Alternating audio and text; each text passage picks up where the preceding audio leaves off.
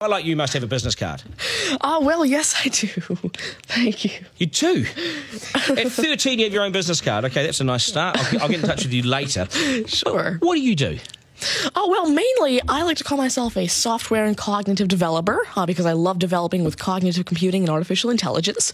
I am an algorithmist. I love working with, designing, and implementing algorithms. I'm a keynote and TEDx speaker. I'm an author. I've written a book, and I'm working on another one about IBM Watson. And, of course, I'm also an IBM champion for cloud and honorary IBM cloud advisor. Where did I go wrong? Someone just get me a flannel countdown. Do you go to school? Well, I'm currently homeschooled in grade 8 going to grade 9 now. Wow. Okay, so you're bright. Artificial intelligence, it's taking over the world. Is that fair to say? Well, you see, that's actually one thing that I believe a lot of people have, this sort of misconception that artificial intelligence is this technology that was made to replace humans at really everything we do, whether it be, our jobs or whatever we do at home every day. But really what I believe is that artificial intelligence was developed and is continuing to be developed for the sole purpose of really augmenting our life and amplifying our skills or capabilities and what we can do every day. But what about when the computers actually learn that they're better than us? Well, you see, that's sort of called a singularity of artificial intelligence, at which point artificial intelligence has surpassed human intelligence to the point that we cannot control it. But really what I believe at this point, artificial intelligence, I won't go into the details right now since we're limited on time, but the thing is right now, artificial intelligence itself as a technology is so foolable and so primitive that either A, we won't reach that singularity point, or B, if we do, it's a very long ways off. Do you understand that, Mark? No. I couldn't. I wanted to take notes for the exam at the end of this. You lost them in the first sentence. Could I perhaps offer you a golf ball?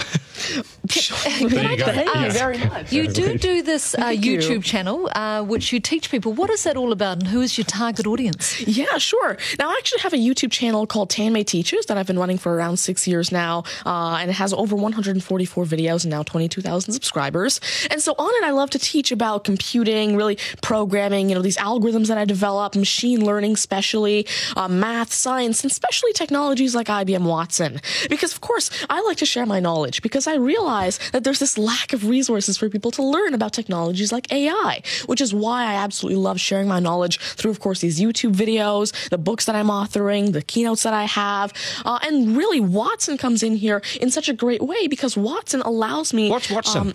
Sure. Mark thinks he's a golfer, but what is Watson? Now, IBM Watson is essentially a cognitive system that allows developers to incorporate cognitive and machine learning into their applications without having to code in the actual intelligence.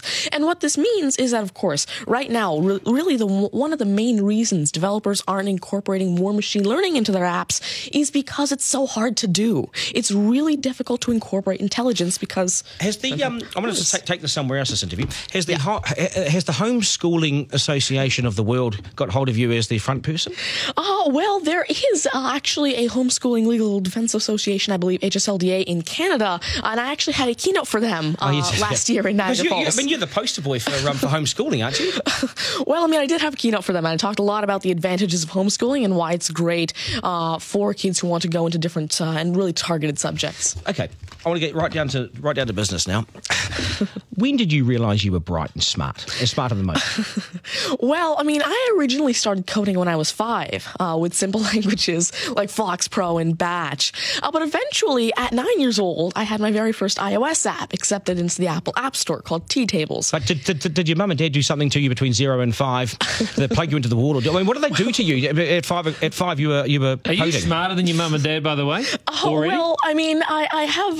my dad used to work as a computer programmer, but he used to work with, simple, regular programming languages like Fox Pro, Batch, a little bit of C, etc. But you see, now I'm really interested in artificial intelligence and how it can actually be implemented on all these different platforms. You'd be a nightmare to teach. You'd be an absolute nightmare to teach, wouldn't you? Because you'll be smarter than the lecturers. I never want to get in an argument with you, ever. But I would like to see you on a quiz show because I think you would nail that. Well, you see, there is one thing that I've been working on, and it's essentially an app called Ask Tanmai, an NLQA system. And so essentially, it's a system system that can take your natural language questions and answer them for you using Watson and artificial intelligence. And actually, the original reason why I made Ask Tanmai, there's an Indian version of the Who Wants to Be a Millionaire show called KBC, which I originally wanted Ask Tanmai to play. So that actually ties in quite a bit with what I wanted to do. It's nice to see you. Do you get because you're homeschooling? You wouldn't go to school dances and things like that, would you? School socials and things. Do you well, I actually used to be regularly schooled until grade 6. Right. Then I became homeschooled, and so of course I still do have my This friends is still from a school. victory for public schools. Take that golf ball Yep. and bring it back to me when you've actually worked out a way in which it'll always go straight. Because I think you could do it. Technically, using a genetic algorithm or something. I knew there'd be an answer. Hey, it's brilliant to meet you. You're a complete inspiration. Thank you. And I hope my son was watching, a 7-year-old son. Message to Buster Garner, you got work to do, mate.